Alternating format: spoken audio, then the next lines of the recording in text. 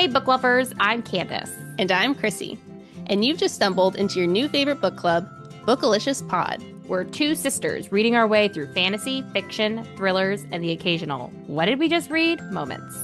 Every week, we break down books chapter by chapter with deep dives, hot takes, and detours into sisterly side combos. Think a cozy book club mixed with a FaceTime call, sprinkled with a little chaos. We don't hold back on the characters we love or the ones we love to hate. We play games like Read It Like Reddit, Red Flag or Deal Breaker, and have Spotify polls for you to guess along with our plot theories. If you've got a TBR pile a mile high, including Akatar or Frida McFadden, or just want to feel like you're hanging with your bookish besties, hit play. This is Bookalicious Pod. So I already sent myself a story idea. Oh my gosh! How did you think of it so fast?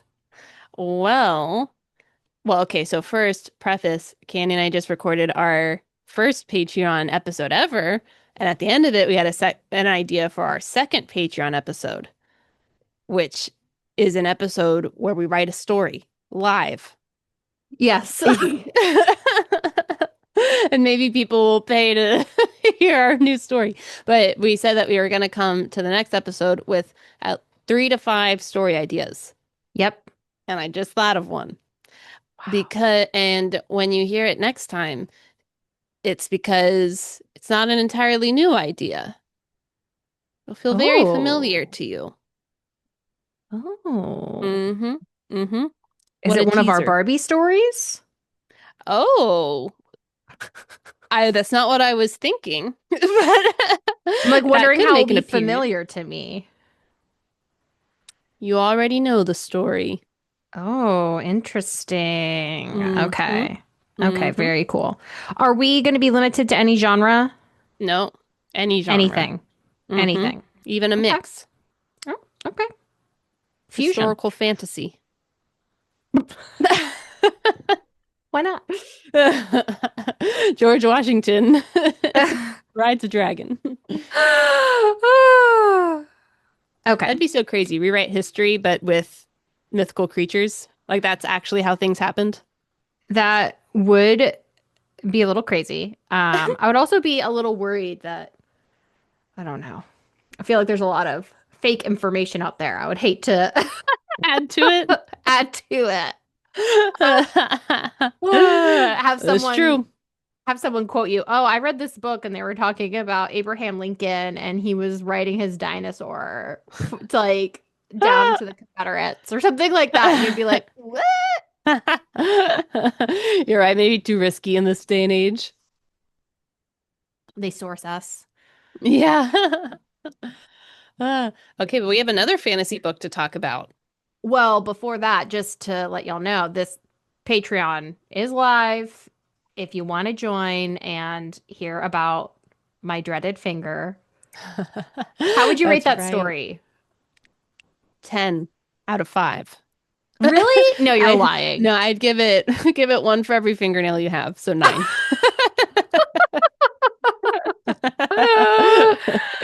Okay. It was a good story. I think it's a solid 4 out of 5, 8 out of 10. Yeah, I think it was good. Lots of drama, suspense, laughs. It did. Some twists and turns. Twists and turns. Yes. So if you join our Patreon, then you can get that. And it would also just be a thank you to me and Chrissy. Mm-hmm. And it would go towards Candy's medical fund. Yes. But if you don't have $1, that's okay. You can just rate, review, subscribe, send us an email. Those are also cash equivalents. So. Oh, yeah. It's worth $100. $100. Yeah, that's what we said. Mm-hmm. So. Yep. Very good. All right. Now do the transition. I'm ready now. Book. Time to talk about it. Welcome to Bookalicious, a podcast where two sisters chat about books we're reading. I'm Chrissy. And I'm Candace. Oh my gosh, you made it disappear. Did you see that? Yeah.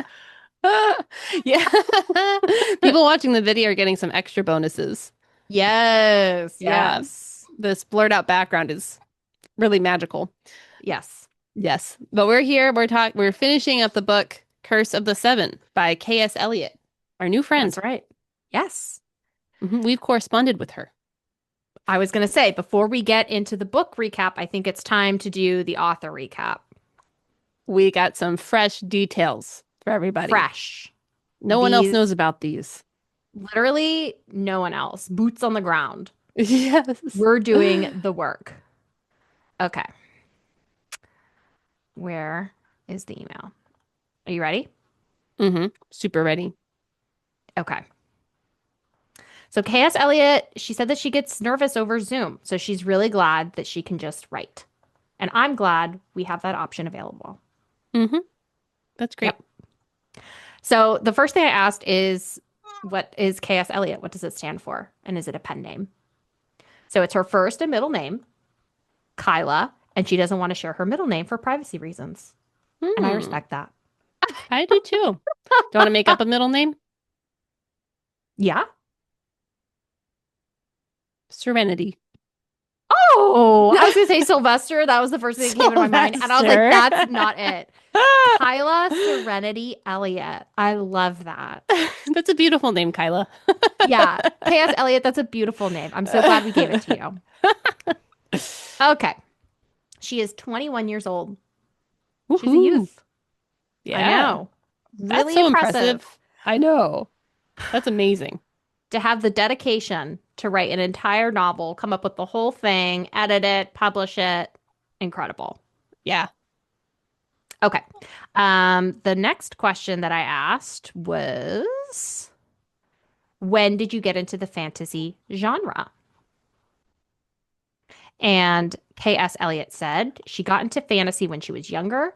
She read one of her favorite fantasies to date on Wattpad when she was 17. Have you ever heard of that? I haven't, but is that kind of like a Tumblr type of thing where like people post their own things?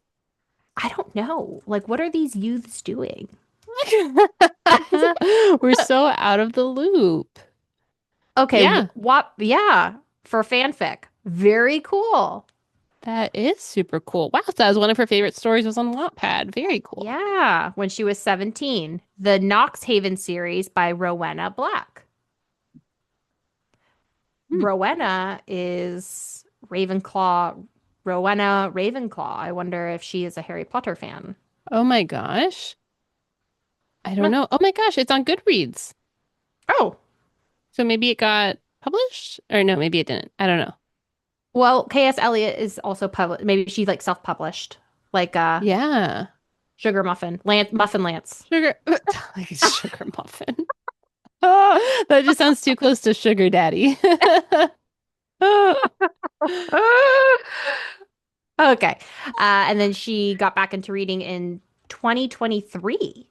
Okay. And then she said she's read 56 fantasies in 1 year.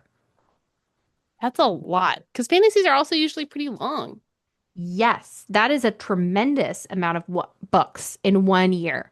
I feel like we've read a lot for the pod, but even then, how many have we done? 15?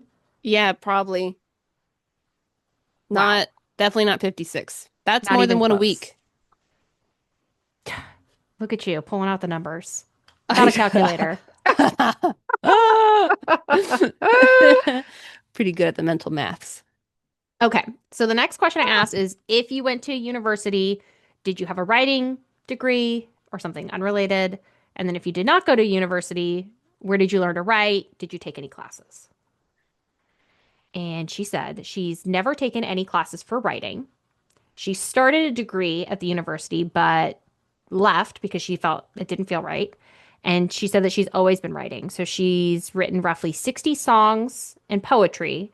And then she used to write really bad stories on Wattpad. That's so impressive. I By bad know stories, she didn't think they were good quality. That kind of bad. Not that kind of bad, not like nutty, racy. nutty. Well, K.S. Elliot used an explicitive, and I didn't want to say it on Yeah. our non-explicitive pod. Expletive. Expletive. Yeah. There you On our go. non-explicit pod. Yeah, you got it. You got it. Okay. But that's cool. If you write songs and poetry, that sounds so difficult. Yes. I know. Did I ever tell you about the haiku I wrote? No. I won second place in the school fair. What? No, do Yeah. you remember it? No, because it was for my AP English class, and they were like, "Oh, everyone's like, oh, do you have like your things for the fair?" And I was like, "What?" And they're like, "You're supposed to have like a poetry thing," and I had forgotten about it. And I was like, "All right, I'm gonna crack out a haiku." I cracked out a haiku in 5 minutes. I mean, they're like 3 lines, and then I And won second place. you're kidding. Candy, you should have followed that. You have a gift. I Wow. know. Next When they told Patreon me, episode. yeah, when they told me I won, I was like, "For what?" Wow. Yeah. But Poet. I quit after that. You can't do And better. on a high note. Yeah. Yeah.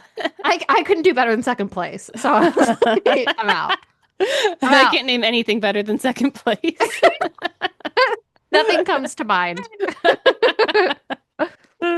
Okay, my next question. Did you use any books or authors for inspiration on the world building or the plot? And KS Elliot says she's had inspiration from all the fantasy she's ever read, but the world building was based on personal things. For example, she owned a crystal business for 2 years. What? I thought that was wild. I was like, wow, that's so cool. An entrepreneur. Here we are. Business sense. No. And also, I was like, how random. I don't know anyone who owns a crystal business, but that's so cool. I love that. I think that's very interesting. So that's where she got the idea for the crystals, and she's always loved elemental magic. Hmm. Mhm. Oh, okay. So like earth, wind, fire. Yes, exactly. Exactly. Okay. My next question was, when did you first start thinking of the world of Omnia? Was there a specific instance where the world emerged, or was it a slow burn over a long period? And she said there was definitely a point where the idea popped into her head, but she can't remember when or why. Okay. The next question that I had is, what does your writing process look like? And I asked a question that was in the reviews about not making the revisions on the different segments. We kind of talked about that in the first part. And KS Elliot said her writing process is definitely changing the more she writes. Makes sense? She says, I don't know if I'll ever have a specific writing process, but with The Curse of Seven being my debut, I wanted to showcase the progress I made. And while some may think it's silly, why not make the book perfect? I think it's important to show growth and be transparent. I thought that was really cool. And honestly, I do think that's a really interesting idea to like see Yeah. the how her writing changes because it really does change throughout the book. Yeah. I I didn't notice it when I was reading it, but maybe it's because I wasn't looking for it. Yeah.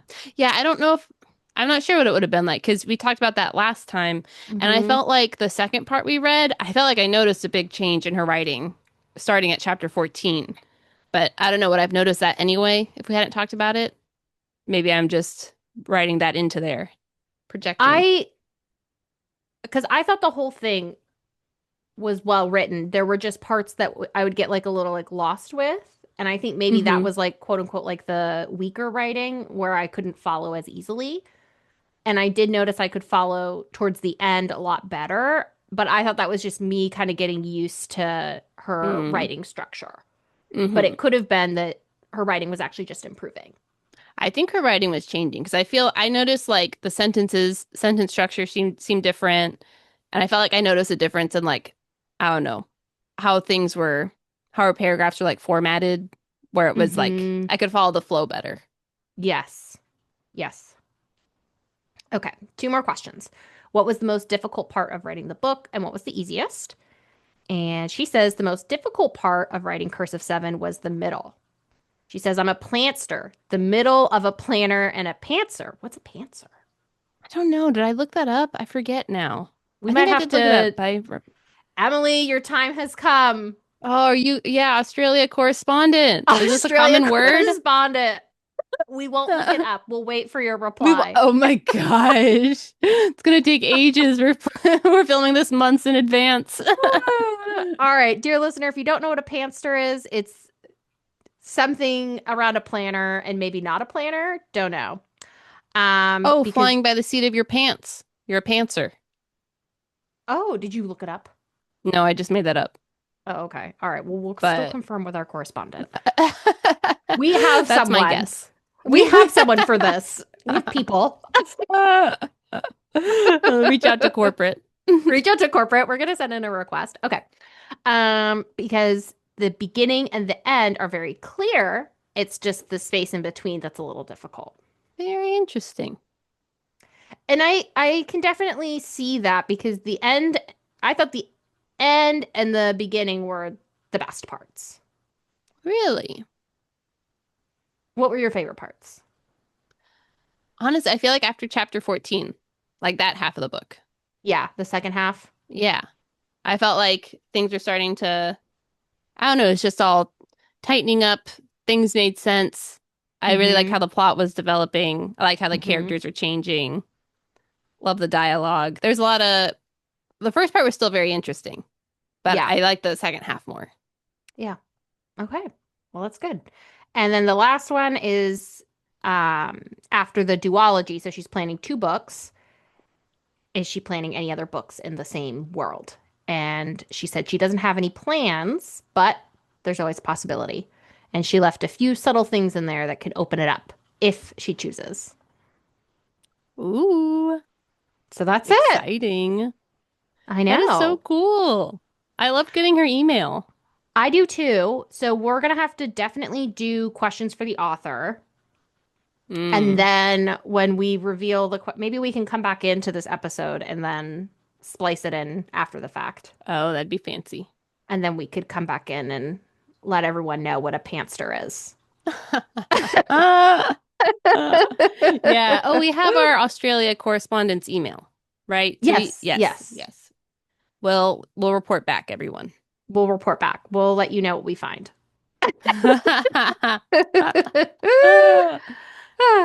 Okay, so that's it. That Wow. is Well, thanks for KS Elliot. responding. Yeah, thank you, KS Elliot, for responding. That was so cool. This was great. I know. Very generous of her. I know. So she seems awesome. Hmm. Big fan. All right, so are we ready to recap this book and talk about it? I think so. All right. Okay. So we're starting chapter 14 all the way to the end. Yep. And I'm pretty sure I got all the main details in here, but feel free to jump in. And we can Okay. also, maybe we'll just summarize in parts and then talk about it. I Probably. kind of like that. Yeah, I kind of do too. Okie dokie. So, part two, we had just left off with Alexis and Slater.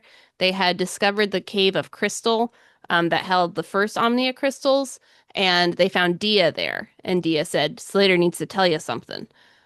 Slater revealed he's the king's second son, who was like disinherited and was experimented on, and that the gang needs to find two more people. Hmm. Okay, so part two. The gang is all together, and Alexis catches them up on what Dia told her in the cave, namely that two more people will need to join their party. Alexis has already asked all of her friends to join this MLM, so she's out of people to invite. Everyone's already bought the candles. Yeah, she's like, dang it. I've exhausted my resources, my Facebook friends. Her high Okay, school friends. She I sent them a note. know. Hey, how are you? Starting a rebellion. Feeling like You in? treason. Yeah. Smells like treason. Oh no. Okay. Treason by Jan. Oh. Like Serenity by Jan. Yes, a good Okay. office reference. Thank you. All right. So thankfully, Damien is a little more connected. Pretty sure it was Damien. Hmm. He suggests going to Ventus, the wind power city, to ask his friend Sage to join. Why Sage? One, she's cool. And two, her parents were in the first rebellion led by Alexis's parents. They traveled to Ventus, Sage is awesome, and she is ready to join the rebellion against the king. Next, they need to wrap up some business items before continuing on their journey. They need to return to Ventus to show Nagasaki to Mac so they can collect their payment for a job well done.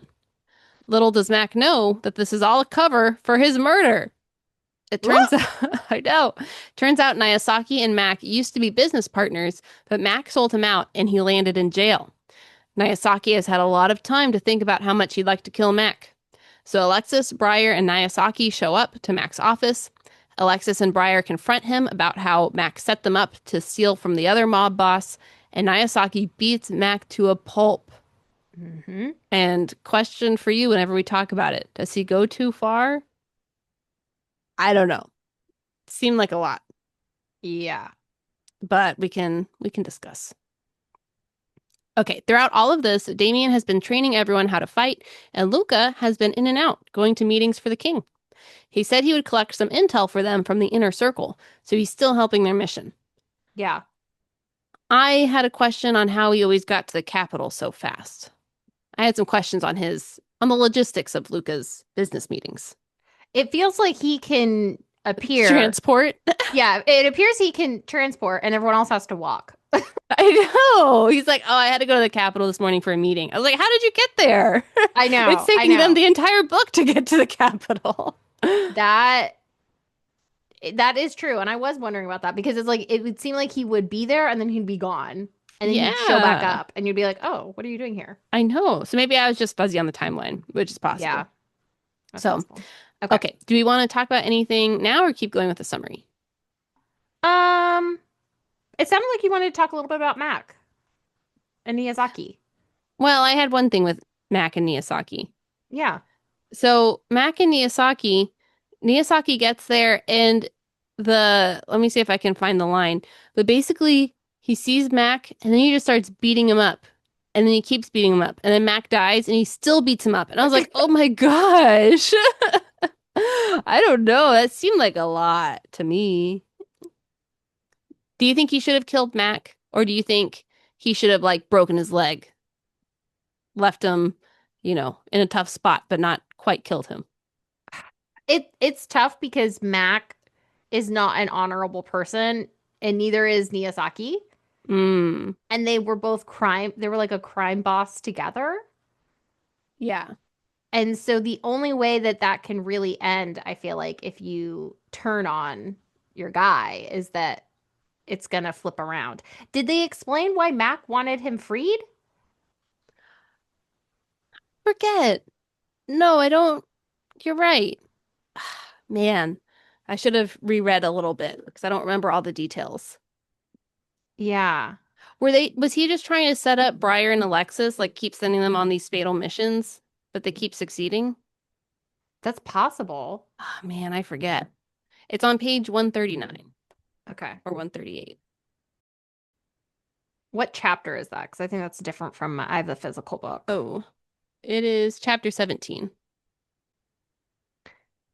He definitely ordered for them to bring Miyazaki to him because he wasn't surprised when they showed up. Right. Right, he sent a follow-up message and said, "Hey, where's Niyasaki?" Yeah. Yeah, what did he think was gonna happen? Can you believe that I read that whole thing and I didn't even like put it in that Mac died, even though I'm rereading it now and it's so obvious that he's dead. He is like dead 5 times over. He's like dead, dead, dead, dead, dead. It is okay. I think that's going to be one of our questions for the author. I think that's a good question. Yeah, because now that you mention it, yeah, I don't think that was answered. Yeah, like It's a good question.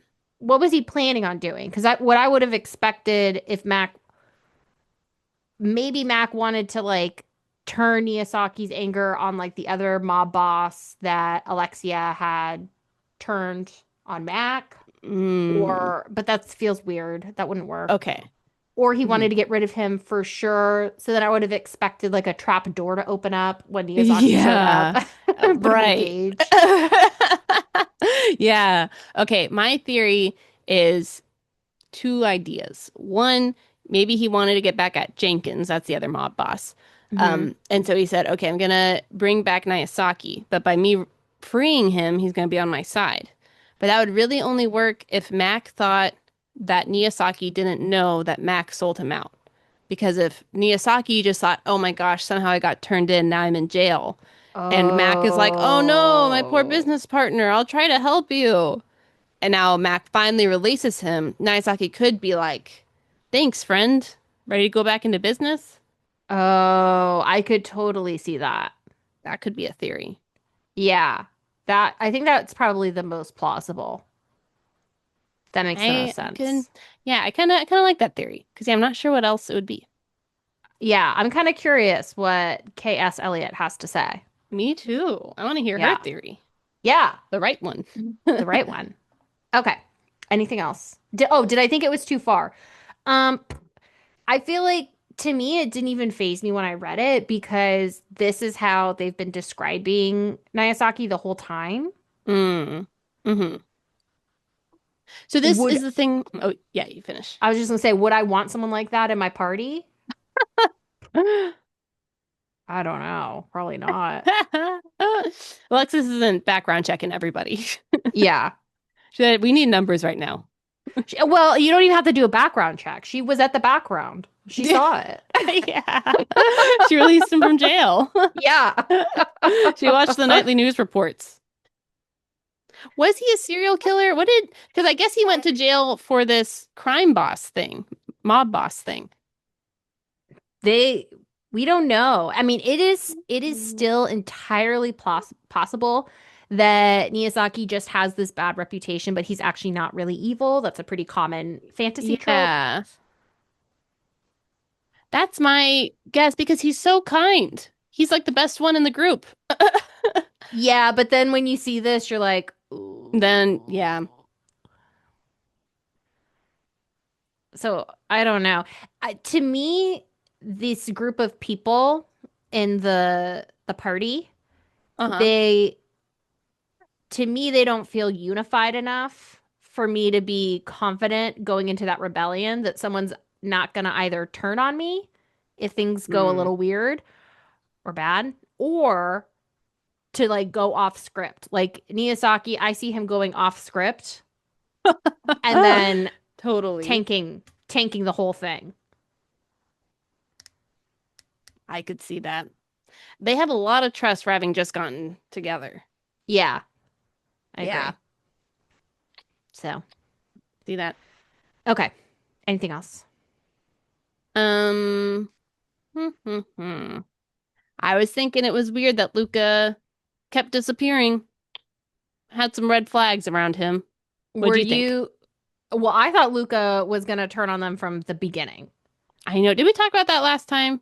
I think we talked about it last time, and then I didn't want to be so explicit, but Yeah. I had through the book written out everyone's power, Oh, okay. and there are two V's. Two V's. Yep. I know. So We don't need two. We we, can knock one off. yeah, one of each power. So I'm like, who's it going to Mm-hmm. be, Slater or Luca? I think that was everyone's question, but I felt like Slater was the Obvious villain. choice. He was like the villain. What did they call it? To lovers, enemy to lover. Yeah. Yeah. So, I agree. Well, so yeah, if you haven't read the book, I don't know what's happening next. There's a little teaser. yes. Okay. Luca. One to watch. Yes. Okay, continue with the summary. Yep. All right. Um, okay, so Killing Mac has whetted their murder appetite. And now the gang is ready for the main feast of killing the king. Damien suggests they go to Aqua, the water power land, to go to the dojo where he trained because the Grand Master there, Hamish, is the best in the business. They get to Oh, I read that like Hamish, Hamish, like like Haman. from no, isn't it Hamish from Hunger Games? That's Hamish, I think. But Oh, yeah, yeah. you're right. Oh, Hamish. But it's probably Oh, yeah, I Humish. like that. Hamish, Hamish. I hummus, don't know. Hamish. Hummus. All right, keep going. Hamish is the best in the business. Yes. Okay, they get to Aqua and meet Hamish and his daughter Addie. Addie is excited to join the rebellion, so she joins and completes their gang. She's in Aqua. A few important things happen here. One, lots of love interests are developing. Alexis Mhm. starts noticing how hunky Slater is. Briar and Addie have a crush on each other, and Slater and Sage are spending lots of time together. Number two, Hamish teaches them to tap into their inner wells of power, and Alexis learns her well is super deep, the deepest one ever. She's a Mhm. special one and will have to train with Hamish separately from the others. And number three, the journal that Alexis had stolen from the mob boss belonged to the very first King Cyrus Devereaux. It Hmm. contains information on the crystals, the palace, and Alexia hopes that she can learn how to reunite the Omnia crystal without killing anyone. When Alexia realizes how valuable this journal is, she realizes that the mob boss's men, Jenkins' men, might be after her. She has a vision that the mob henchmen storm the dojo and attack everyone. She runs back to warn the others, but barely has any time before the vision comes true. The gang unites their powers and fights off the henchmen, but destroy the dojo in the process. They decide it's best to get on their way to the capital so they can kill the king, and they tell Hamish, "Thanks for the hospitality. Sorry we destroyed your livelihood." And Hamish says, "Don't worry about it. Have a safe trip." And they leave. And there's also a tearful goodbye between Addie and her dad that I thought was really sweet. Hmm. Okay. Continue on. Let's pause there. Okay. What did you think of everyone having like their little partner in the group, their I love thought that was partner? cute. I like that. I like that, but now that you're mentioning it, I'm like, that's gonna be tricky. They sound like someone's gonna break up, and then the whole group is gonna be awkward. Okay. Number one, I was like, this feels very convenient. However, True. however, if you get a bunch of young, hot people traveling and being in close Working out proximity, together. working out together, that's actually probably very realistic now that I think about it. But the second Yeah, thing, inevitable. inevitable. The second thing I thought about was the same thing you just said. This is gonna get nasty Yeah, fast. they got to make a rule. No dating friends in the friend group, unless you're Slater and Alexis. I think it's Alexia. Oh, yeah. I bet you're right. That sounds more fantasy. Oh, yeah, it is Alexia. Okay, the S and the A are really close to each other. Oh. Oh, I started writing. Oh, that's so funny. If you look at my summary, half is Alexis, and then it turns to Alexia at the end. Oh, your writing gets better with time. Yeah, it does. Oh, it goes back to Alexis down here. Oh, Okay. okay. The Alexia was actually the typo for you. Yeah, it probably was. Whoops. Yeah, I just see that not being that just feels it Sustainable. feels messy. It feels messy. That's too many relationships. Maybe one the group could handle, but seven? I don't I know. know. Could you imagine being like on a couples trip and you're like stressed out and you're traveling and you're like, no. And you all just started dating. You all... It's like Love is Blind or Love at First Sight or whatever. Yes. Yes. Oh my gosh. What did Yeah. you think? Oh, go. Well, okay, yeah. So kind of on the same topic. What did you think about Briar? Maybe this is an end of the book question too, but I feel like at this point I had some thoughts What did on you Briar. think? Mainly my thought was, why is Briar painted as such a doofus? I felt so bad for Briar. He's always the punching bag. I didn't, for some reason, when I read, I didn't think of it like that. I took it as like, to me, how I read it is that he was like trying to like show off a little bit, but like not being able to like quite land, not be able to Mm, not quite stick the landing, but you know, trying his best. But like trying people his are still like, best. oh, Briar's cool. Yeah, he's like the because how he was described in the first part of the book is that he's very sweet and he's very sensitive and he like doesn't want to hurt anyone. So I think he's like Hmm. sweet and sensitive. And then when he's trying to like showboat in front of Addie, then he starts being like a little awkward. Mm. Yeah, I could see that. I really like him being sweet and sensitive. I think Briar's great. But I just feel like people are always laughing at him. Alexia is always like, "You can't do that, Briar," even though they're like best friends. And this was the line where my note was, "Why is Briar everyone's punching bag?" But I also thought it was a really funny line. Okay. Um, so it's this is oh, actually, this is later on when they're in the castle or whatever. Nayasaki Nayasaki just calls him Grass Boy. He says, Nayasaki bounced eagerly on his feet. Grass Boy's right. We gotta go now. I thought Grass Boy was so funny. That's why I didn't even think that was like a punching bag. That to me is like, oh, that's his nickname. That Grass felt Boy. that felt No one. so on point for a serial killer to come up with a kind Grass of like Boy. trolly nickname. That's true. That's true. But I feel like I don't know if I can oh, okay. Here's another one. This is again later, but whatever. Yeah. They're in the Capitol trying to find the grate to go through. And the line is Breyer pointed out one grate that had minimal rust, which Nagasaki got a kick out of. Not the right one. Because they're looking for an old grate that should be really like weathered and stuff, and he points out like a brand new Oh. sparkly one. And Nagasaki is like, idiot.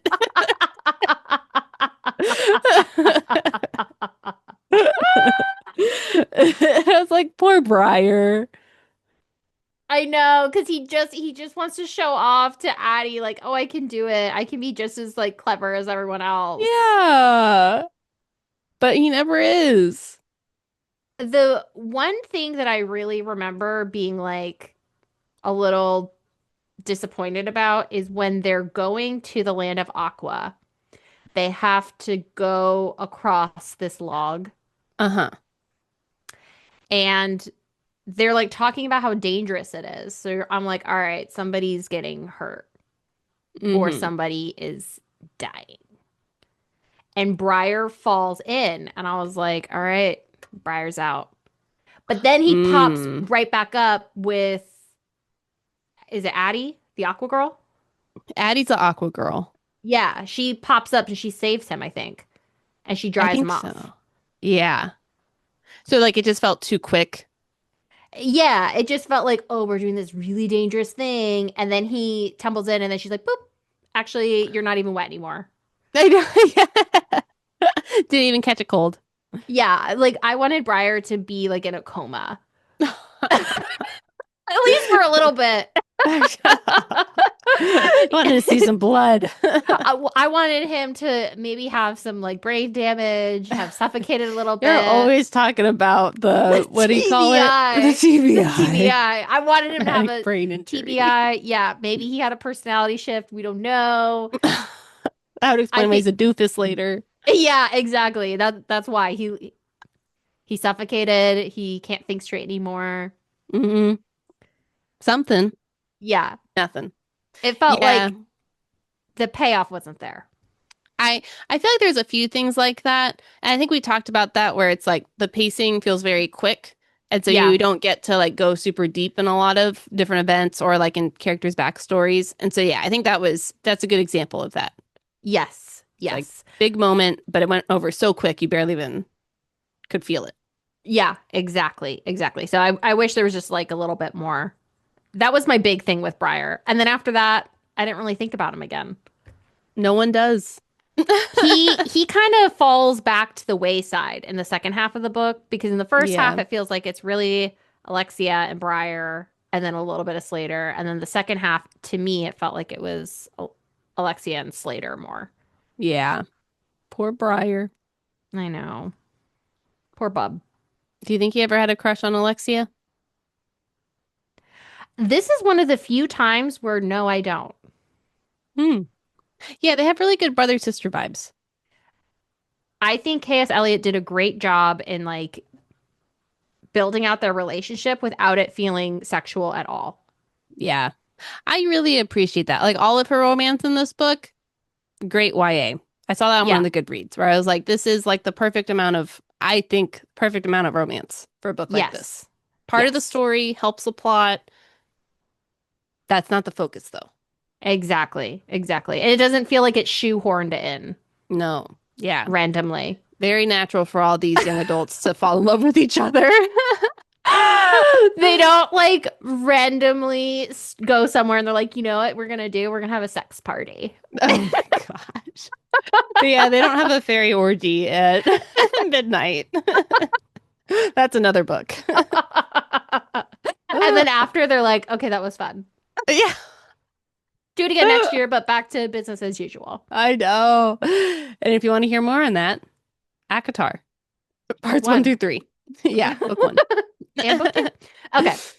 Hmm. You ready for to go on in the Yeah. summary? Oh, I did have another question. What Okay. did you think about the journal plot reveal? What did you think about it? Oh, I I like that. I'm trying to remember if I thought it was maybe from King Devereaux. I don't know if I really thought about it. Don't remember. But I did I felt like plot-wise, it all felt a little bit too convenient that she finds out that it's so valuable and that it belonged to the king. Then what happens is she tells Briar about this because she doesn't want everyone to know. And then at that very moment, she's like, oh my gosh, the henchmen are coming. And then they race back, and then the henchmen are there because she's had the journal for a while now. So why haven't the henchmen Yes. come sooner? How did they know she was an Aqua? I guess she I was just in the dentist, so maybe that could explain it. At first I thought you said the The dentist. dentist? I know, it sounds like that. The dentist. Um, okay, so I think what I would have liked better is if the vision had happened first. She finds out Mm. it's valuable. Okay. And then the vision strikes. All these people are attacking. And then she backs out. Why are they attacking? And she's like, oh my God, maybe it's the journal or something like that. Isn't that Because what happens? well, it sounds like, if I remember correctly, she was worried about the journal. And then she gets the Oh, vision yes, you're right. of the Mhm. attack. Yeah. And I feel like if it was just flipped, Oh, what if it was flipped again and she got the vision before she even knew about the journal? yes, Then she that would finds out be, about the journal. I think that could be good too. yeah, yeah. I think just a little bit of Hmm. reworking, and I think I would have liked it I a like that lot. idea. Yeah. Yeah. But it is cool that it was King Deb's journal. Yeah. Do you think there's an important backstory there of like how did Jensen get it? Did Jensen or is Jenkins or Jensen? Jenkins. I think Jenkins. Did Jenkins? I think it's Jenkins. I guess he knew because he sent his henchmen after them. Yeah, so he definitely knew about it. It I always like when something like a random item gets picked up in the beginning and then it becomes like very important. That's why we Hmm. kind of spent a lot of time in the first part because when I was reading this book, through the first time, I wasn't really prepared for it at the cave, and then I wasn't prepared again for all of this, and it to me it kind of felt like a surprise a little bit, Yeah. but it was because it was, woven in at the very beginning. Hmm. Um, so where's my sentence going with this? I'm worried. Sometimes I start a sentence and I don't know where it's gonna go. Hope I find it along the way. That's where I'm at. So I did like it. What else did I think about it? I don't know. I liked it. Yeah. I do like that it was woven in the beginning. I wonder what else it'll reveal. Do you think it has the secrets of, oh, you know what? There's a weird line in it where I was like, oh, I had a question. Ooh. Um, let me see. Let me pull up the line. Okay, okay. So here's the line from the journal written by the first King Devereaux. I'm just going to read the whole thing. Okay. So it says, a mistake I have made with this power bestowed upon me. Never should I have given my people a palm-sized piece each. Buildings recently built, blown to pieces. Mountains have come crumbling down. I must consult Dia, but she has not graced me with her presence in some time, and I worry for what I may have done. My kingdom is newly found, but it seems to be destructing from the inside out. I must give the younglings smaller pieces from here on. Otherwise, my new kingdom will fall as quickly as it was built. So it sounds like he gave everyone in the kingdom an Omnia crystal, but now everyone's so powerful, they're like destroying each other.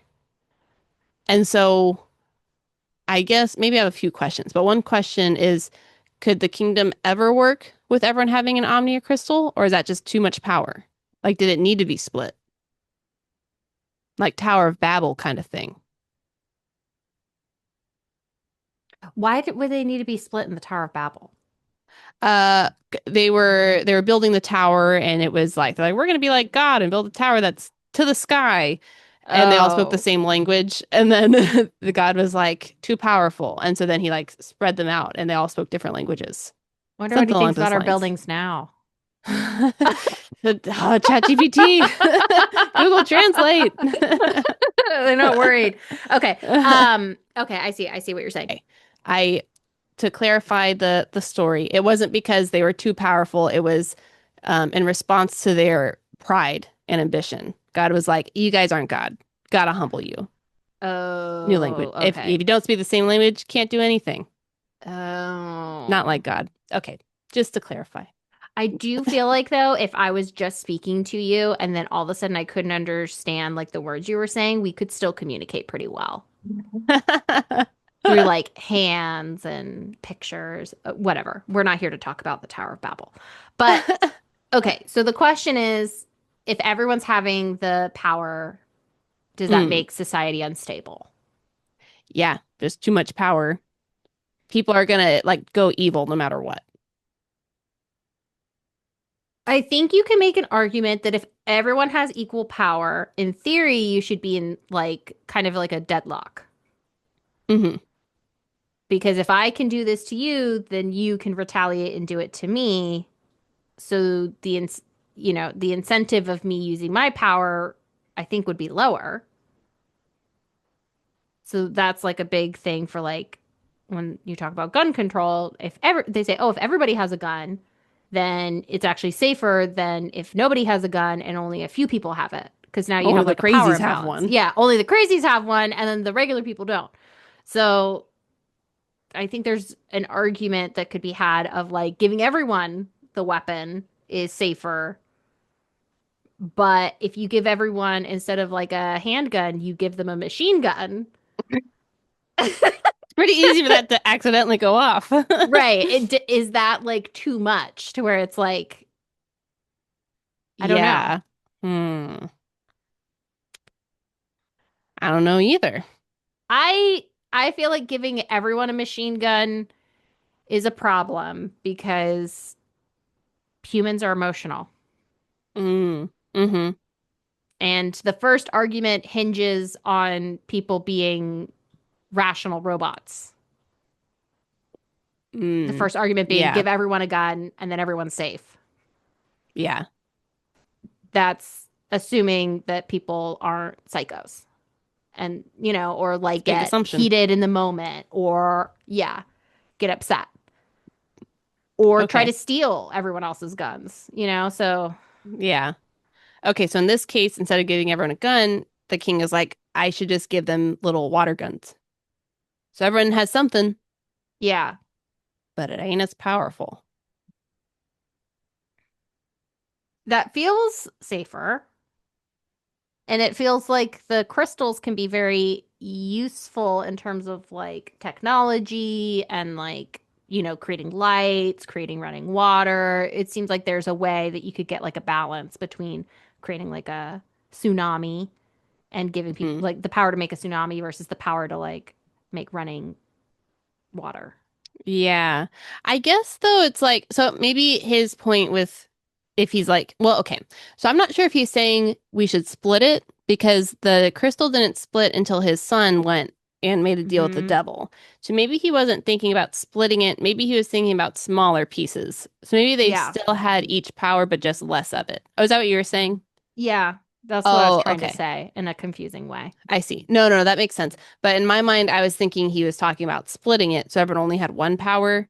And I Hmm. thought, oh, maybe his thought was you have to then work together because you don't have each power. But that's not what he's Hmm. saying anyway. He's saying just have less power. Um, yeah, yeah. Honestly, I feel like that would kind of solve that. That might be a good solution. Everyone still has some capabilities, but not enough to like overtake the world. Yeah. The other thing is I'm not like abundantly clear why they want to reunite the crystal, Mm, but maybe what it is, and this wasn't, I don't think explicitly stated, but maybe the idea is that having the powers divided creates inequality by definition. okay. Some people have, some people do not. And so if everyone has the same, then you could create a more equal society. And then like Alexia's group that has currently the worst power, they would be the same as everyone else. Mm, yeah.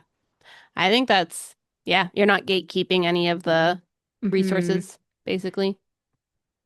And then it sounds like the king might also have the same goal, but not to give it to everyone, to just keep it. Yeah, it's like he's the most powerful.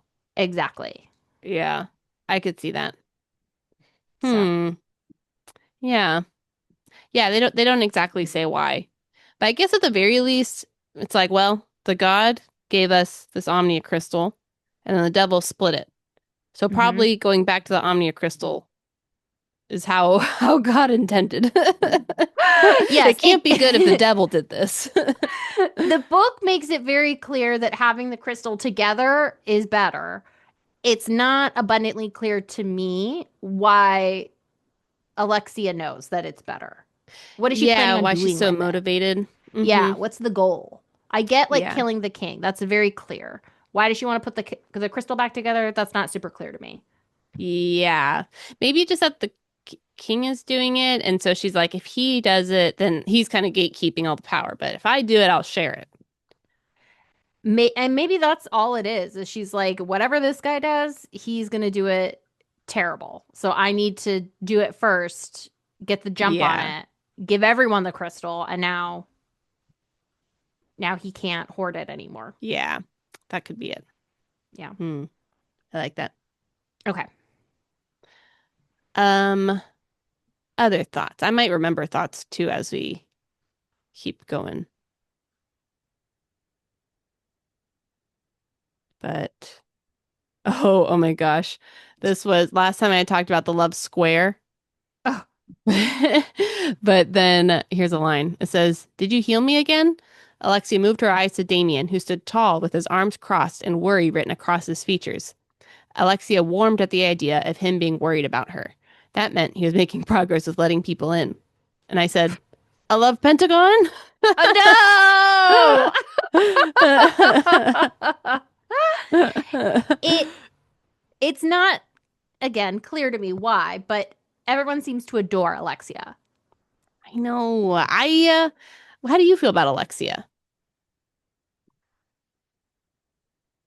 Kind of average. Would you want to be her friend? I don't know. I kind of think not. Why wouldn't you want to be her friend? She doesn't seem very nice to Briar, her best friend, Yeah. or to most other people. So, like, she's kind of not just snarky, but she's not very kind. The impression I get is that she's not very kind to Briar. Hmm. She's always kind of like poking fun. It doesn't seem like she thinks he's capable of a lot. Yeah. That's the read I got, which is why I felt bad for Briar. She doesn't seem to respect him. No, she doesn't. Not even a Yeah, little bit. and it's her best friend. I know. That's sad. Yeah, she cares about him, but I think she feels like he's like a little puppy kind of thing. What what I get from Alexia, I definitely agree with what you're saying. What I get from her that I don't like is that I feel like she acts like her her stuff doesn't stink. Mm. Like, I don't know. Like snobby almost, which is weird because she's a shoeless pauper. But She's got the confidence of a queen. yeah, it just, I don't know. It just seems like she's kind of judgy of a lot of other people. And like She she does seem always thinks judgy. like her way, her idea is the best idea. It doesn't seem like she's very collaborative very Mm. often when it's like coming Hmm. up with plans, I don't know. Yeah. Yeah. I get those vibes too. I know. So I'm not the biggest Alexia fan. Yeah. So it's not clear to me why everyone is so like obsessed with her, but it's, a YA book, so they must be. So, Mhm. We've read books like this before. yes, we have. Okay. Yeah. Oh, okay. I realized I had one more note. Oh, yes. So when they're in Aqualand, they're in their what's that called in Venice? Their gondola. They're in the gondola. And Yes. they're going around. And then some guards are in another boat and they're like, "Hey, we have a letter for you." And they're like, "Is Luca there?" And he goes, "Yeah." And they deliver Luca a letter. And I was like, "How do they always know where Luca is?" Which made me think, is Luca two-timing them? He's telling the guards where they're going. Seemed suspicious. Yes. And okay, also with Luca, it was weird because this comes up later, but they're like, Luca hasn't provided us any intel. No. And I'm like, Frogs for what? brains. Yeah, what has Luca done for you, Alexia? He He was trusted her, opened up to her. he liked her when she didn't have her shoes on and she was like really dirty. So I mean that is like okay, he's got to be really into you if he likes you when you're like homeless like that. But other than that, he's really not contributed to the group. And he's not doing any of like their group trainings. Yeah, he's not there for any of the team building activities. No, none. So, Yeah. Got my eye on Luca. yep. Yep. There were a lot of signs. Yeah, there sure were. Yeah. Okay, we ready? Yep. Okay, so they just left Aqualand, right? Yeah, that was Yep. Aqualand. Okay. Yeah, the dojo got blown up by the um people trying to steal the journal. Mm-hmm. Jenkins Ben's trying to steal the journal, and then they left on to the next. Right. And now they're like, okay, we got to go straight to the capital. We're ready to kill the king. Yeah, they Okay. gathered all their infinity stones, Yes. and now they're ready. Leveled up. Mm-hmm. Yep, leveled up. Okay. So Google Maps says they'll save 10 minutes by going through Sanitatum instead of around the city to get to the capital. They don't have to pay tolls, but they do have to worry about everyone wanting to kill them. They say, worth it, and they go the fastest route.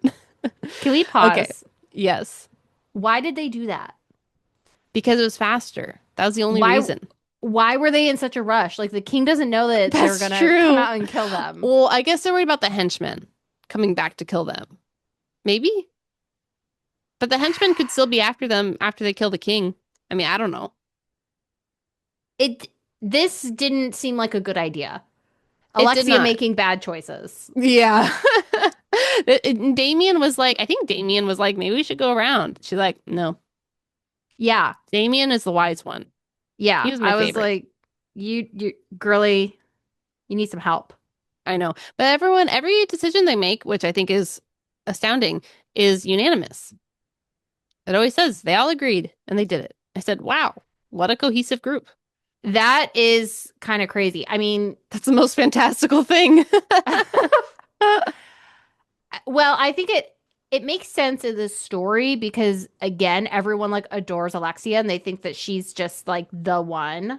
Mm-hmm. And now that they've seen that her well is so deep, I guess they are like she is the chosen one. So whatever Yeah. she says goes. But in reality, she's in a mixed group with some people who are older, one person who is a crazed lunatic, one Yeah. One guy's been through all these experiments. He probably has a TBI. Yeah, he definitely. And so one of them is called Grass Boy. So it doesn't really make sense that they would all be 100% on board every time. Mm-hmm. But if you're to have Discord, then what does that mean for your group? Mm-hmm. Because the whole Right. point of this is they're combining their powers and they're working together as one. So if Yeah, they're disagreeing, how are they then going to go onto the field and be operating as one? that's true. Yeah. So, which I mean, isn't a bad way to have your group run, like just default to the leader, Yeah, because how else are you gonna get seven people to be on the same page? right. So, like, not a terrible idea. This was just Yeah, a misstep for Alexia.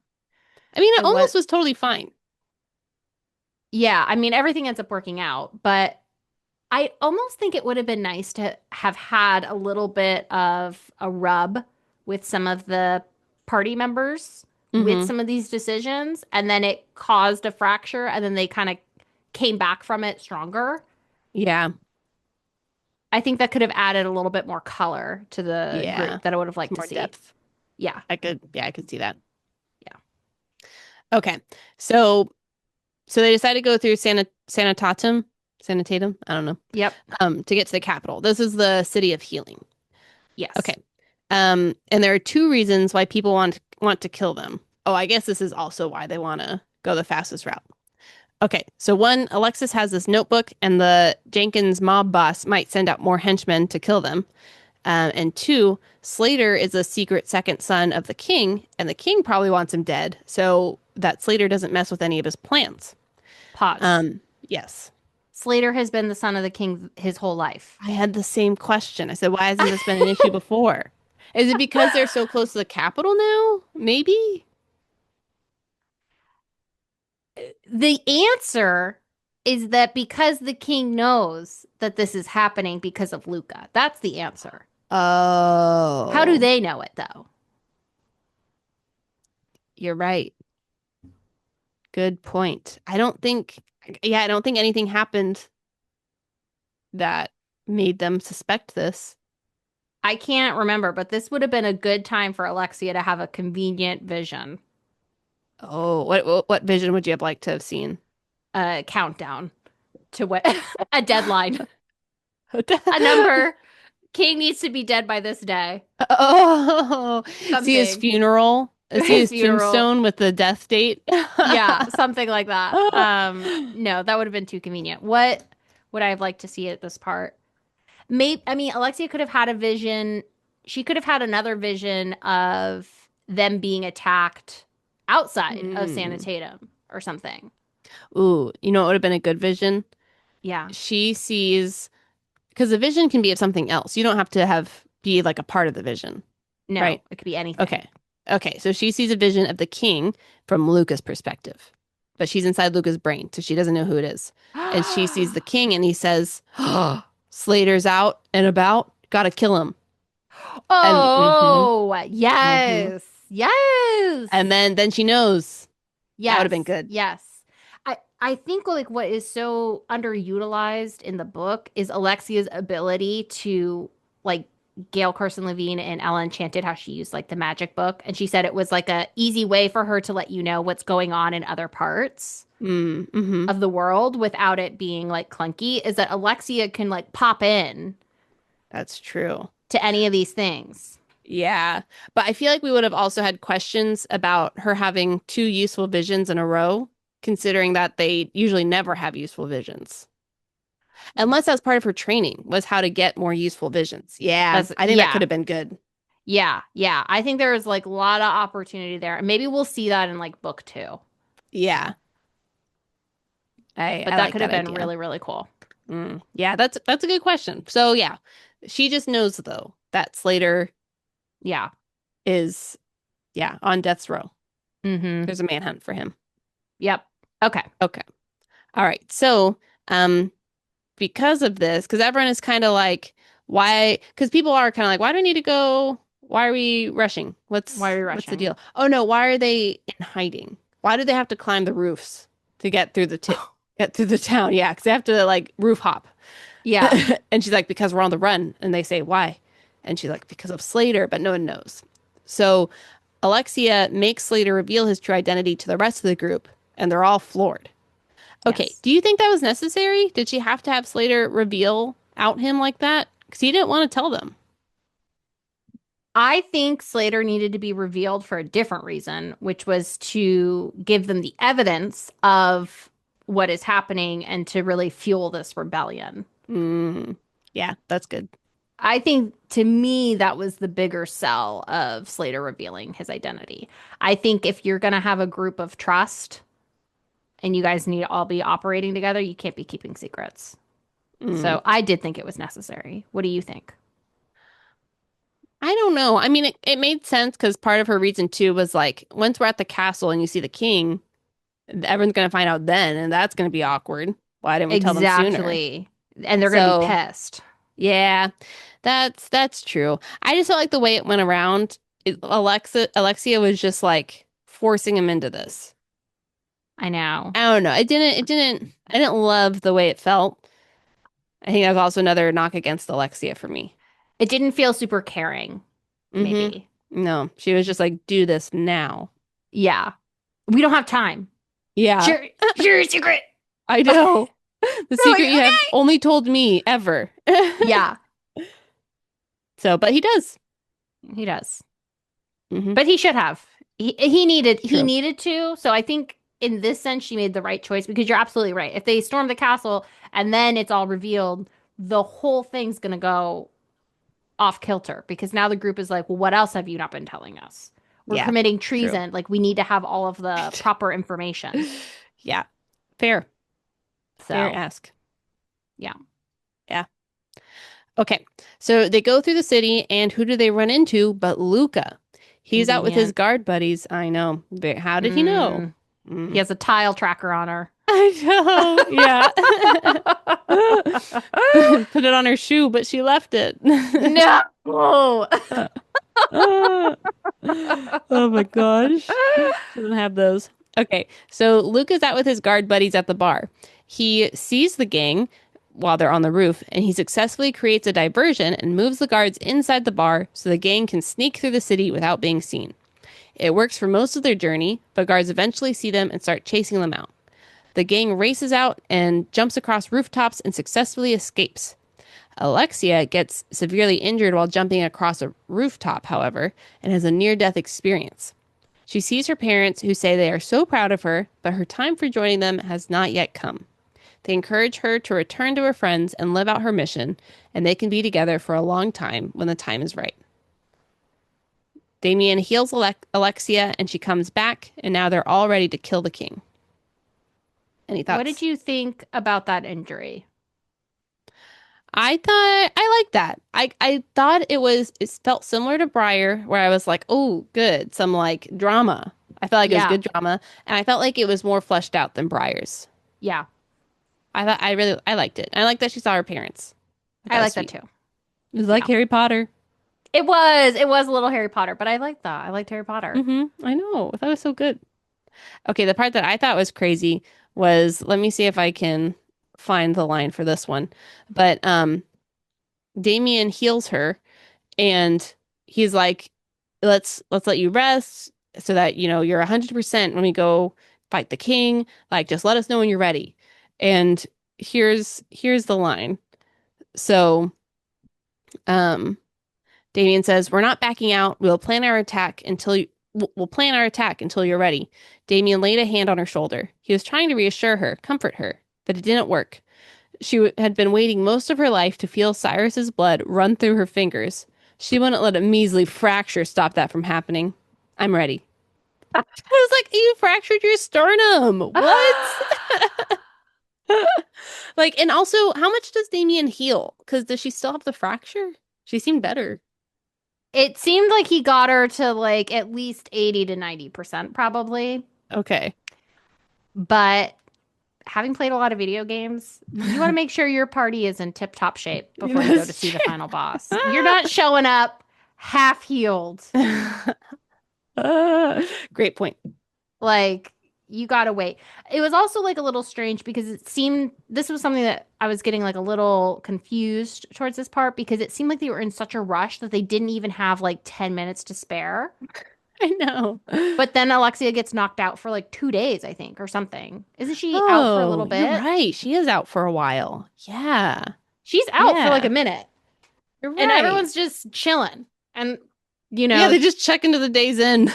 yeah, they're just like, Slater, buy out the inn. We gotta Yeah. stay. We're gonna party, have some mimosas. You're right. Yeah. And the henchmen don't find them at this very vulnerable time. Mm-mm. Like Yeah. that would have been a that would have been a good showdown. Alexia is like out. Maybe she's like coming Mm, to, and then the henchmen show up, and then everybody else is able to beat him up once and for yeah, I all. think you're right. So, yeah, but I also am like, there's so many events happening in the second half where I'm like, I I don't think there needs to know. be any more events. Maybe if she was just out for a few hours, that would kind of A answer few all hours. those, Yeah, you're address all right. those questions. A few hours. Yeah. Yeah. So, Mm-hmm. but I liked Okay. it. Yeah, I liked it too. I like that there was like more payoff. Yeah. Yeah. Yeah. Big fan. Okay, so they're ready to kill the king. So with the help of the first King Deb's journal and Slater's insider knowledge, they make a plan to sneak through a secret underground passageway into the castle. Addie and Sage will go to the torture chambers to free the civilians, while everyone else goes to the throne room to kill the king. Their plan goes well, a little too well. and they make it to the throne room. King Dev says, well, well, well, just as I expected. He says, I'm not evil. I'm a pioneer. You're welcome for experimenting on your fellow citizens. Also, want to hear a joke? You're going to die just like your parents, Alexia. Betrayed by someone you love. Wahahaha. And He did evil man monologue. yes, he did. And now he's like running out with his guards. And Alexia turns around. And who does she see? Luca. He has a smug look on his face. Slater has a death look on his face. And Damien is dead on the floor. I'm pretty sure he's dead. He's in a pool of blood. It doesn't explicitly say dead. I had to reread this scene several times, Oh, okay. trying to piece it all together. So let's, It was a little, yeah. So let me know if this was your read. yeah. So, um, so Luca has betrayed them. Slater is so angry, he is about to destroy the palace, killing all of them in the process. Alexia says, no, don't do it. Alexia sees Luca is filled with hatred and wells up all of her power and stabs her knife through his heart for retribution. Mm-hmm. And then what happens next? We'll have to wait for book 2. Mm-hmm. Mm-hmm. So Okay, so is that your read? where does the king go? He runs out. I think so. Because he's like, look, now you're not going to make it out of here alive. And I'm guessing because Slater is about to destroy the place, seems unwise. What Seems was like happening with Slater? Was he I, just so enraged he like went berserk? that was my understanding. Because I think it's like seeing his father and then being betrayed by Luca. But I think mainly his father enraged him so much. Um, Let me see if I can find a line that would explain it. But that was, oh yeah. This was okay, so do. All right, I found, okay, so the king says, you've just lost your chance at leaving this field alive. He erupted. Then it says, the ground beneath them started to crack. Alexia looked back to the king, who had already started running for the exit, 2 guards on either side of him. She desperately wanted to run him down, slit his throat. But she looked back to Slater, and the heartbreak on his face had her feet frozen to the floor. He was going to kill them all. Then it says, this was the rage of a boy who was never loved by his father, never recognized as kin, only as a lab rat. And his last thread had been snapped. The roof started to collapse. Slater, no! And then goes on to other things. Okay, so he was just so like he wanted to kill the king so bad, and I guess seeing him, he went like berserk. Mm-hmm. Chaos is happening. Alexia stabs Luca. Mm-hmm. Yep. That's my read. So, what did you think about Luca's motivation for selling them out? So it sounds like the king promised to make him captain? That was what Alexia said. She's like, he's not going to make you captain, Luca. Yeah. And then he's like, what? And then she's like, ugh, rocks for brains, and she stabbed him. I was like, if that's his dream, that's a lame dream. That is a lame dream. I think Like, he has think rocks for bigger. brains. I know. Selling out your friends. Okay. My question with this is when was he double agent? Was it from the beginning? And so the king already had his eye on Alexia and he's like, hey, Luca, go scope this girl out. Or was he actually like in love with Alexia and then he had to go back for a meeting and the king was like, what have you been up to, Luca? And Rocks for Brains was like, I don't know. And so the king knew what he was doing and then he like roped him into double agent. I think that's a great question for the author because I'm not sure. Let me put it on my list. Oh yeah, let's write these down. Was Luca always a double agent? Okay, so I could see it 2 ways. So Slater says something, and I really liked this note that KS Elliot put in. It was something to the effect of Slater and Alexia are talking about, she's basically like, why are you following me around? Mm-hmm. And he said, or she said, why were you working for Mac? And he said, I was looking for someone. Mm-hmm.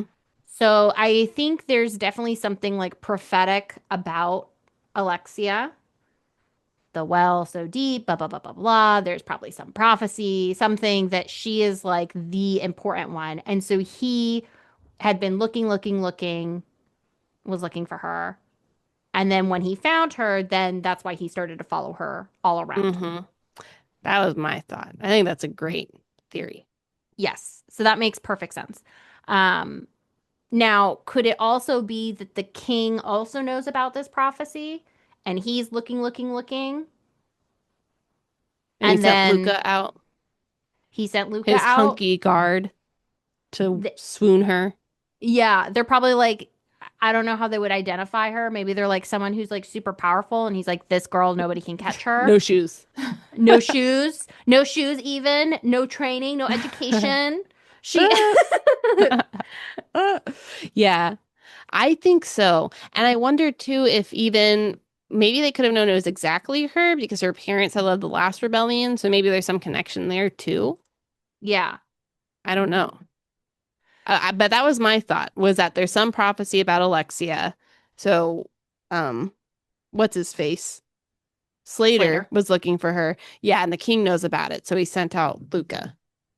It yeah, if Luca sold him out to be made captain, I'm like, that is so stupid. Rocks for brains. I Only know. explanation. Agreed.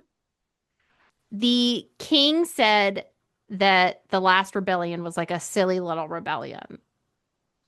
That's what Luca had Luca called said it. that. He slipped. He said, "Oh yeah, Yeah. that nuisance."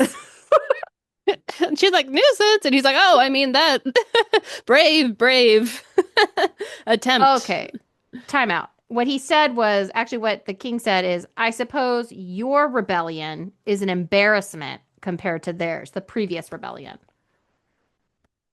What do you And think about I that? think that's what Lucas says, right? Oh, is Luca still saying that? I I thought that thought was that the was king. Luca. We should double check because actually I had a question about that line. But that sounds like the king should be saying it. No, it was Luca who said that. Okay, you want to know my note for that one? Yeah. So yeah, so Lucas said, um, the same thing that Sebastian did to your parents and their poor excuse of rebellion and it's embarrassment, blah blah blah. Okay, my question is, was Sebastian Luca's dad? Like, are they related somehow? So Sebastian sold out the parents, and now Luca's selling out Oh. um Alexia? I don't know. I wonder, and I just really want this person to show back up. At the very beginning, they talked about how the king had one seer in his entourage. Oh, okay. I don't remember that, but It was just like a throwaway. And I was like, I really want this guy to come mm, back. I want him to be Sebastian. I bet. Oh, really? Like he's That'd the be seer. interesting. He turned in the rebellion and now he's like right He's been hand henchman. enslaved. Okay, does he Well, want not to even be, or do you enslaved. think? Okay, so you think he's flipped? Either maybe he thought the rebellion was not going to work out and he's like, I got to get out of here. He saw Jump the ship. future. Yeah, he saw the future. Is like, this ain't good. I'm going to try to like, He saw the stock market. He's like, mm-mm. I'm selling. I'm out. I'm out. Yeah. Well, okay. So it says that he was tortured to reveal her parents' location or whatever, which makes it sound like he didn't want to sell it out, but he could have flipped after that. I Yeah. think that's a great idea. If Sebastian is still there, I'm thinking Sebastian is being like tortured by the king and has forced to reveal all of his visions. And maybe Mm. Sebastian is one who saw the prophecy about Alexia and was like, "Oh, Alexia, she's gonna like start the new Yes. rebellion." Oh, I love that. Yes. That could be Yes. good. I Very don't know cool. how. Yeah, I think that could be cool. Yeah, I like that Yes. idea. Okay, so maybe Luca isn't really related to Sebastian, but I like Sebastian being the a bigger part. Yeah. I like him being a bigger part. I like him being still like involved somehow. Mm-hmm. Yeah. I think it would be interesting if he was if Luca was the son of Sebastian. Yeah, some nice parallels there. Yeah, there could be some. symmetry happening. Hmm. Um, did you think that their rebellion was silly? It's definitely like a ragtag team that kind of started like it's been what, a week since they It got feels like it's been together? like 10 days. Yeah. It's probably been 2 months, let's say, You think? tops. I think it's been 10 days. Because I feel like we got a day by day of what was going on. I think sometimes there would be like a time hop of a couple days. Okay. All right, Maybe. 10 days to 2 months, but not a long time. Not a long time at all. Yeah. Do I think it's embarrassing? I mean, it doesn't, it's a very grassroots movement at the moment. Rebellion seems like a very big word for what they're doing. It's a Yes, little coup. it's a gang, It's a if gang. that. Yeah. So I don't think I mean, it's not that embarrassing. They got pretty close. They made it to the castle. But maybe he wanted them in the castle. That's what I it think sounds he like. did. Yeah, it Yeah. sounds like they actually didn't do anything very good. Dang. Yeah. No. Luca was helping them the whole time. Yikes. That was So another misstep on Alexia's part. trusting Luca? Mm, Definitely. yeah. Because everyone was Yeah. like, this is a bad idea. And she's like, don't worry about it, guys. I flipped them. Luca. I know. Yeah. Okay. Another question that we can ask KS Elliot is kind of going along with, was Luca always a double agent? Him helping them release Nagasaki, I mean, he gave them the blueprint to the jail. Yeah. And apparently he was like, why did you want the blueprint? You were Yeah. going to use it to free a criminal? He seemed floored. So one, was he actually surprised? Two, was the king okay with this? He's like, yeah, sure, help them with, I don't know. Yeah. Yeah. Just did he know what he was doing? Did the king want Nagasaki out? Or was he just helping Hmm. them like, ugh, they just need to finish this side quest. Help them do it as soon as they can. So then I can kill them. I I have that could, question. uh, I want to think, I want to think Luca's smarter than that to know that, like, if I'm asking for the prison blueprints, it's not because, like, I'm just curious. Thing about redesigning my house was looking for inspiration. Yeah. And Making some she's a known criminal. yeah. Luca. Come But on. uh, really the craziest part about that interaction though was that she detailed all their plans in that letter. Not I about know. Nagasaki, but she was like, "Hey, come meet us at this location. We're gonna kill the king." I was like, "What?" In a letter? I don't know if she Oh, said that actually, but she shared some details that I thought should not be written down. yeah, she's leaving a paper trail. That's Yes. for sure. Her love Mac letter. Love Yes. Mac, written by Mac. Definitely not his little minion. Mac jumped out the window. Very nimble. Okay. So, where are we? Luca betrayed them. King ran out. We're left on a cliffhanger. Oh, okay. So, do you think her parents' rebellion, do you think that was a big event? Or was that kind of a little Sounds. floppish? It sounds like it was pretty big, I think. I don't I know. don't know, because part of me has always felt like Alexia feels like her parents did this great big thing, and Uh, actually they didn't do diddly. that's possible. Well, you know what? Because when she's talking to Luca, she says, do you remember hearing whispers of a rebellion during our parents' time? And a whisper is very small. Yeah. So you're right. But maybe the idea is that like they don't need to have thousands of people turning on the king. They really just need a small group of assassins to kill him, and that's really what they're trying to do. So you don't want to have 1,000 people in on this plan. I guess that's true. Maybe that's what it is. But maybe another word than rebellion. I think a coup might be. Coup. Is coup, does that imply that you're part of the military though? Or is that a I military know. coup? There is a military coup. Let's define coup. A sudden, violent, and unlawful seizure of power from a government. Yeah, so a sudden illegal overthrow of government, usually by a small group, often military forces to replace existing leadership. Um, What is a rebellion? the synonym for coup is rebellion. Oh, all right. Well, look at us being nitpicks. I know. You really should use this synonym. That means the same thing. Okay, yeah, rebellion, an act of violence or open resistance to an established government, resisting authority. I mean, yeah, that doesn't happen. I guess just when I think of rebellion, I think of, a whole nation of people or a large Yes. group, but Yes. maybe not. Okay, it says a rebellion is generally bigger than a coup because it involves broader base of popular support, while a coup is sudden, often small-scale power grab by a group within the existing state apparatus, Mm. such as the military. Oh, so the group usually already exists. But it's smaller than a rebellion is the main point. I think so. I think they're very similar. Sorry, KS Elliot. An uprising. That And also, I up feel like all that these also are, feels big.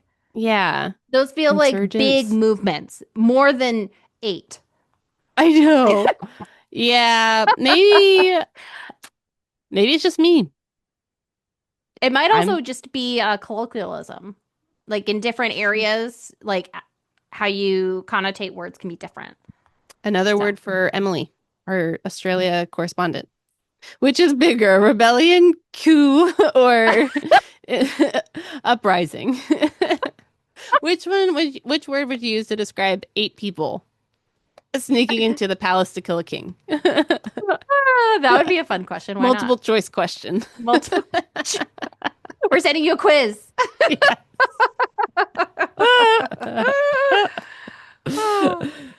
I like that. Okay. What did you think about the ending? I really like the ending. As the book kept going, it kept getting better and better, I thought, and I was really Yeah. into it. So, yeah, really liked the ending. It was all very quick. I will say, as I was reading, I have my Kindle, so it tells me what percentage I'm on. And they were like, I was 96% of the way through the book, and they were like just getting to the secret underground passage. I was like, what? Yeah. What's gonna happen in the last 4%? Yeah. But she left it on a cliffhanger, so made sense. The underground passage part, that was my favorite adventure they went on. Oh, why? I just really liked how it was written. I was able to follow it really well. It felt Mm-hmm. like everybody was jiving. There's like the inner jokes. I feel like we're having a good time. It was really exciting. I Mm-hmm. just enjoyed it a lot. I agree. Yeah. I actually highlighted a line from there where I was laughing. Towards the end, there was a lot of lines where I was like, oh my gosh, that's so funny. Yes. Yeah. Elliot, it's very funny. What was the Mm-hmm. line? Ooh, the line was so they just got down into the grate and they're like, which way do we go? And then the line I highlighted was Alexia speaking, and she says, Nayasaki, I'm gonna rip your head from your shoulders. She ground out, what? I haven't done anything. Alexia smacked him over the back of the head. That's an arrow, you imbecile. Because he was like, there's this symbol here, but I don't know what it means.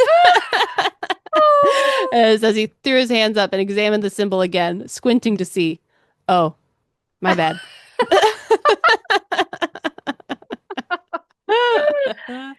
I know. I like her writing because I mean, it feels like how we would speak. Like it's Yes. definitely written by, you know, a new person, A youth. a youth. Yeah. But I like it. The conversations between the people felt very like natural, like you're saying. Yeah, I think that's what it is. I I could see could these see, conversations happening. yes. Yeah. Okay, so is that it? Are we done with the book? I think so. All right. We could talk about predictions for the second book, but we've kind of already been going for a while, so maybe we should move on with our games. I think we should move on. Yeah. It was good. Well, I won't say how good because we need a rate. Yes. Um, Excellent. Okay. Review, subscribe. Just kidding. She said Yeah. rate. It's just muscle memory at this point. I have Every to time say you the say rate. rest. Yeah. Okay. Pulling it up. Okay, so first category, message slash theme. We have inequality, Oh yeah, class struggles, class struggles, education being withheld education. to Love hold down that. the masses. Hmm. We have moral Found family. ambiguity, found family. Oh. Mm-hmm. Hmm. Moral Like that. ambiguity with which part do you think? I kind of feel like there's a little bit of moral ambiguity, like in the beginning, where Alexia and Briar are having to steal in order to survive. Oh, You're yeah. having to crack some eggs to do this rebellion. You have to kill some people. So, there's some Yeah. moral ambiguity. Retribution versus revenge. Because she's kind of like, Hmm. Dia seems to be like, you're a little too angry. Yeah. We gotta remember what the goal is here. Yeah. I thought that was really good. Hmm. I think I would give it 4.5. Oh, okay. I'm thinking four because I feel like it brought up a lot of good things, but I don't know if anyone was like really fleshed out a lot, you know? Yeah, I think that was a hard part with this book. And I think I said this at the beginning is that so much happens. There's so many characters, and there's just not a lot of pages. Yeah, So there's just not time to really fill in a lot of these things that I would have liked to see. yeah, I think so. Yeah. Okay, next one, writing style. I think I would give it a 3.5 Okay. Why three and a half?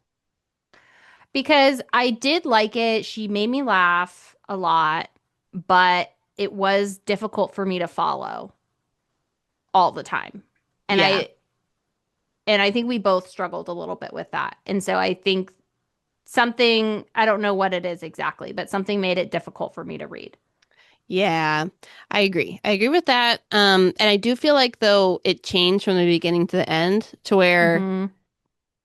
the the end is a lot for me it was a lot easier to follow at the end. Um, oh, I was thinking of something else with writing style, but I don't know if I can remember. You had Man. talked about fragment sentences before. Yeah, that was kind of in the beginning too, of like it seemed like I don't know, it was like a grammatical thing maybe that just felt kind of off or it's hard to follow. Um, or it just goes really quick from one scene to the next and it's like not clear what happened. Or The sometimes it's transitions I yeah, thought were really mhm. fast. And so it's like if you miss like one word, you're out of Yeah. the game. I know. Go back to square one. Yeah, so then I would find myself rereading. I think that's why I would get like kind of confused because we would go from scene to scene to scene to scene to scene because there's so much action, but the Yeah. transitions weren't obvious enough for me. Yeah. I agree. And sometimes there's one line I'd highlighted where it's like Alexia got really mad at Slater, and so it says that she took the knife and she threw it into his shoulder. And I said, "Oh my gosh!" But then they just keep walking. So I'm guessing it like was his shirt or something, but it just wasn't clear what. Oh, yeah. I was just It like, sounds oh, he like just he got should be healed. terribly injured. I guess you have to, yeah, you have to make some sort of assumption. You have to fill in the lines, fill in the gaps for yourself in certain parts. Yeah. Yeah. So, Which sometimes is good. yeah, You don't want to be spoon fed everything, but sometimes you're kind of are like, well, with the logistics, you're kind of like, well, how'd how? that happen? Yeah. Yeah. Everyone's okay now. Okay, fine. I know, but I did think it was really funny. Like the Okay. funny parts, I was like, those landed well. I think I'll go Yes. 3.52. Yeah. All right, character depth. I think I'm going to do a 3.5 and again. Okay. I felt like we got to know Alexia. We got to know a few characters really well, but we had such a big cast, and I felt like I barely Mm, knew the other half. I wish there was more time with them. yeah, And I think maybe in book two we'll get that, Yeah. is my thought. I was thinking four because the characters that we did get to know, I thought they had really interesting backstories. And like no character was really perfect. Alexia, Hmm. things worked out for her really well, but she still had some like disagreements. Like she had to say sorry to Slater, I think. Yeah. Um so like I like yeah, that. I like that. They seemed multifaceted. Yeah.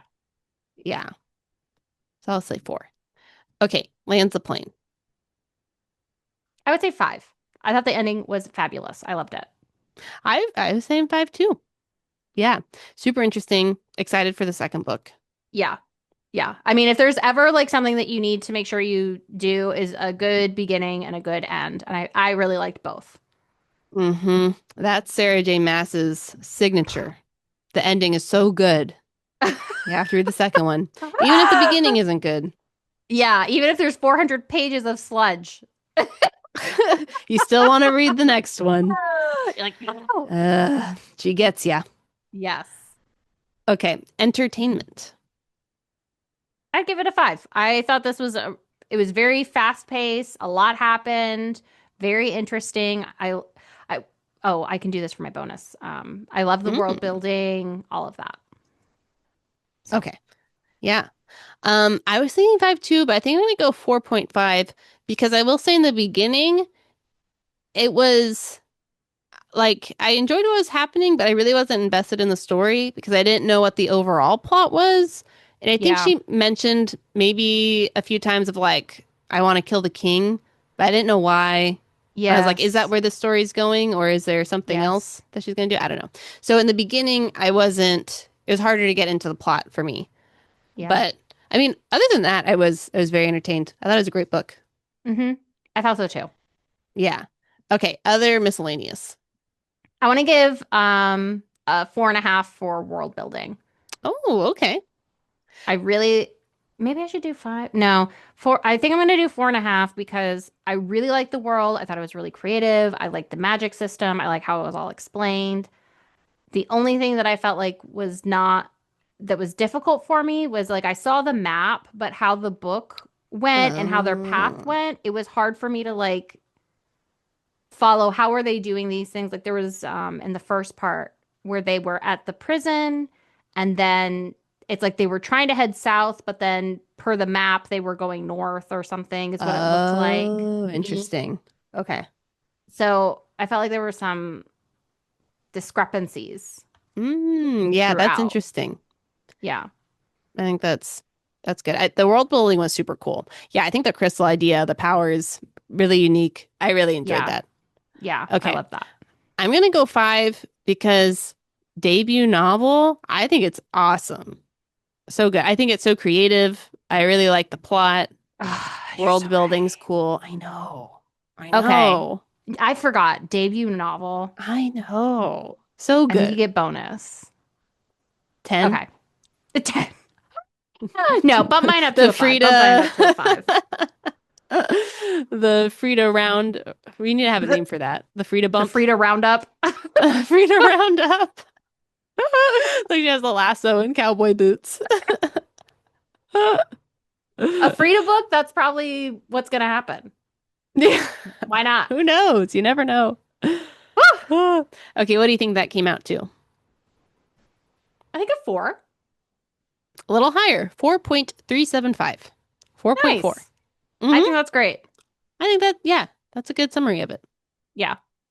And I was telling other people, like, for an independent book, this is like top 10% of an independent published book.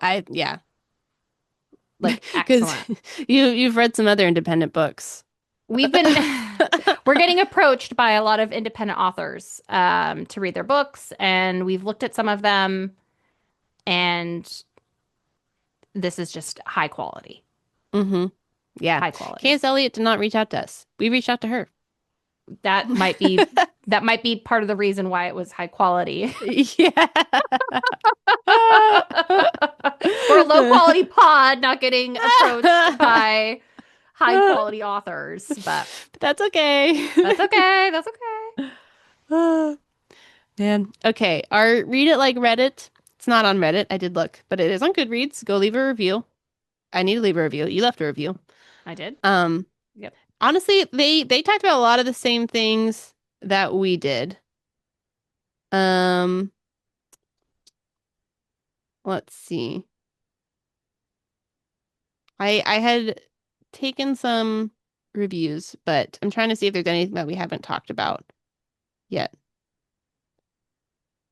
Um, no, I think honestly we talked about a lot of the same things. A lot of people mentioned that it was like fast paced, so like that was sometimes hard to follow, or like you didn't get as much depth as you wanted. World building was super cool. Really like the characters. Plot was really interesting. Um, yeah, Yeah. honestly, I think I think that was it. But really good. Lots of positive reviews. hmm Yeah, I would definitely recommend it. You can get it on Amazon. I don't even think it's that expensive. Kindle Unlimited. Kindle Unlimited, get your subscription, which you Hmm. need because we're going to be doing Harry Potter book two Yeah, next. that's our next one. Wow, yes. hmm And all the Frida books are on there.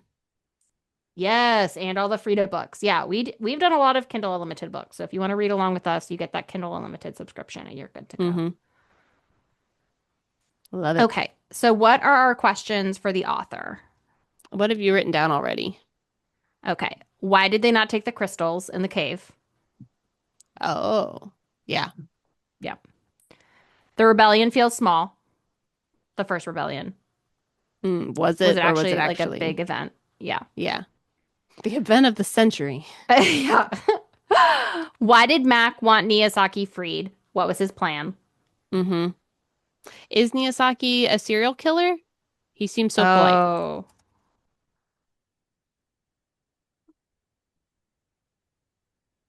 he seems polite, He's so well-mannered minus for a serial killer. minus killing Max brutally. Brutally. Yeah. Good point. Okay. Was Luca always a double agent? Hmm. If, yeah. Why was Luca shocked about the prison plans being used to get Miyazaki out? Yeah. What else were they going to be used for?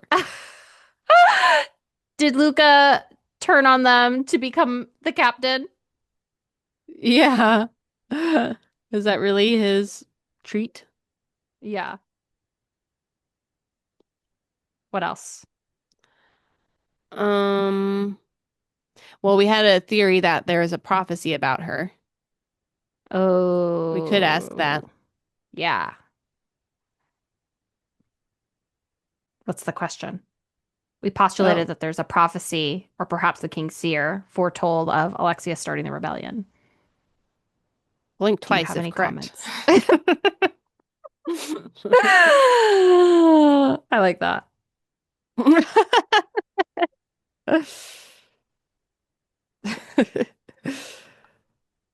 All right. We kind of had a question on Slater's age because we find out in the second part the experiments have been going on for years before the parents of the rebellion. Oh, that's So, right. how old is he? What's the age difference between Slater and Alexia? Yes. All right. How old is Slater? Um, it sounded like citizens started being tested on once Slater ran away.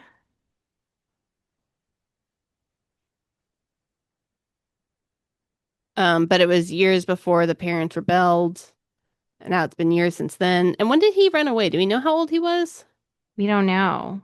Oh, so maybe he was younger. So I think the issue was that maybe the better question is how long did it take the rebellion to start once citizens started being tested on? Because that was like our big linchpin. Well, they say in the second part it was a few years. Let me see if I can find the line. Um, okay. So it says the king has been experimenting on citizens of this kingdom for coronations, and no one but your parents had the guts to do anything about it. So, coronations, Years. years. But if Slater left when he was like 9, and then it went on for years, so he was 15, and then parents did the rebellion. I imagine the rebellion was pretty short. Yeah, They die. Alexia's like 5 at the time. Is she that young? I don't know I if it think says. so. But she could also have been like 9 at the time. So then they'd be like Yeah. 5 or 6 years age difference. Yeah. Maybe we don't ask that. Maybe we do. But that was kind of a question we had. Okay. When is book 2 coming out? Ooh, yeah. Okay. Awesome. Cool. All right, so do we have anything else? I think we covered it all. Okay, so we're doing Harry Potter, book 2. Mm-hmm. I've already started rereading. Oh. Are we doing Well, two maybe, parts? I mean, we could do 3 if you feel it I don't know. warrants it. I don't know that Maybe it just does. 2. Yeah, I feel like just 2 is good. Yeah. One thing I was going to say is that book 2 is supposedly has the most foreshadowing of all the books. Oh, we should play a game. I know. So I was thinking we could do some research and like try to pull them all out. How many shadows can you get? 4 shadows? 5 shadows? I can find 400 shadows. Okay, well, our Harry Potter poll says more pottery claps, please, at 92%, 37 That's votes. incredible. Yeah, good work. I know. Wow. So yeah, people want the Potter. People want the Potter. Hmm. Yep. So we're gonna give it to you. People did not want Thursday Murder Club. They did not want it to go on for 4 weeks either. It's not the it's not the least popular, It's not it's but not lessons in chemistry. Anytime we try to oh chase a Netflix special, it's just not gonna work out for us. man. Wonder what that is. Wonder what that's about. I don't know. Maybe its time Maybe will come. maybe time will come, or maybe everyone does it, so then it gets saturated. Although I've Uh looked, it's not saturated, so I don't know why. that's not our issue.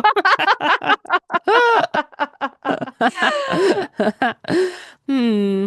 I don't know. I don't know. Well, with Harry Potter, because I listen to a podcast where they recap books, but it's like classical books. It's a great Okay. podcast actually. What is it? But it's Plug called 'em. Classical Stuff You Should Know.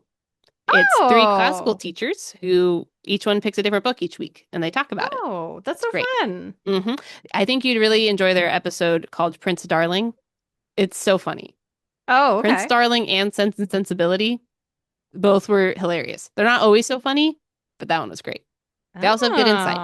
But Oh. anyways, for their podcast, I like listening to ones that I can just like easily follow along with because I don't read the Yeah. books. So I don't know if that's also other people.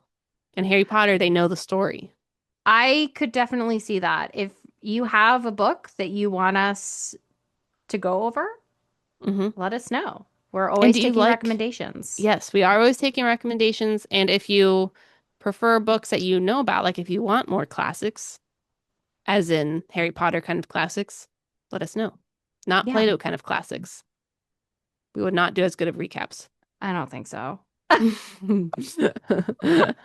You should listen to classical stuff you should know. They do recaps. Yes, yes. All right. Okay, we did it. Super fun. Yeah. All right, join the Patreon, rate, review, subscribe, do all the things. Yep. Thanks for joining our Okay. book club. Yeah. All right. Talk to you later. Bye. Love you. Bye. Love you.